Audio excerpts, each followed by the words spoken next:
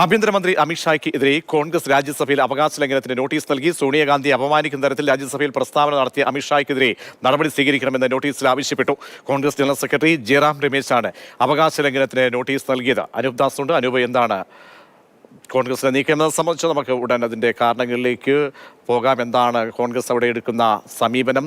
അങ്ങനെ അമിത്ഷായ്ക്കെതിരെ, കേന്ദ്ര ആഭ്യന്തരമന്ത്രിക്കെതിരെയാണ് കോൺഗ്രസ് രാജ്യസഭയിൽ അവകാശ ലംഘനത്തിന് നോട്ടീസ് ഇപ്പോൾ നൽകിയിരിക്കുന്നത്. സോണിയാഗാന്ധി അപമാനിക്കുന്ന തരത്തിലാണ് രാജ്യസഭയിൽ പ്രസ്താവന നടത്തിയത് എന്നാണ് കോൺഗ്രസ് പറയുന്നത്.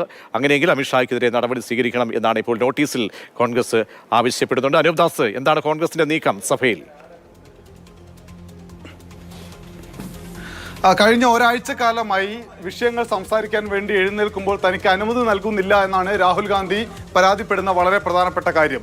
70 കോൺഗ്രസ് എംപിമാർ ലോക്സഭാ സ്പീക്കറെ കണ്ട് രാഹുൽ ഗാന്ധിയെ സംസാരിക്കാൻ അനുവദിക്കാത്തത് വളരെ മോശപ്പെട്ട കാര്യമാണ്. ഇത് സഭാ നടപടികൾക്ക് വിരുദ്ധമാണ് എന്ന് ചൂണ്ടിക്കാണിക്കുകയുണ്ടായി. എന്നാൽ സ്പീക്കർ ഇക്കാര്യത്തിൽ വഴങ്ങിയിട്ടില്ല. രാഹുൽ ഗാന്ധി തെറ്റായ എന്തോ ചെയ്തു എന്ന് സ്പീക്കർ പറയുന്നു എന്ന് രാഹുൽ ഗാന്ധി സഭയ്ക്ക് പുറത്തു വന്ന് പറഞ്ഞിരുന്നു. താൻ ഒന്നും പ്രത്യേകമായി ചെയ്തിട്ടില്ല, സഭയിൽ അച്ചടക്കത്തോടു കൂടി ഇരിക്കുകയാണ് ചെയ്തത്. പക്ഷേ എന്നിട്ടും എന്തുകൊണ്ടാണ് സംസാരിക്കാൻ അനുവദിക്കാത്തത് എന്ന ചോദ്യം രാഹുൽ ഗാന്ധി തന്നെ ചോദിക്കുന്നുണ്ട്. ഇത് ജനാധിപത്യമല്ല, ഇവിടെ ജനാധിപത്യമില്ല എന്ന് രാഹുൽ ഗാന്ധി പറയുന്നു. കുംഭമേള, ഒപ്പം തന്നെ ജനങ്ങളുടെ തൊഴിലില്ലായ്മ, ഈ 2 വിഷയങ്ങൾ സംസാരിക്കാൻ തനിക്ക് താല്പര്യമുണ്ട്, ആഗ്രഹമുണ്ട്. പക്ഷേ സംസാരിക്കാൻ സ്പീക്കർ അനുവദിക്കുന്നില്ല എന്ന ആക്ഷേപം ഒരു ഭാഗത്ത് രാഹുൽ ഗാന്ധി പറയുന്നു. രാഹുലിനെ പിന്തുണച്ച് 70 എംപിമാർ സ്പീക്കറെ പോയി കണ്ട് സംസാരിക്കുന്നു. പക്ഷേ എന്നിട്ടും സ്പീക്കർ വഴങ്ങിയിട്ടില്ല.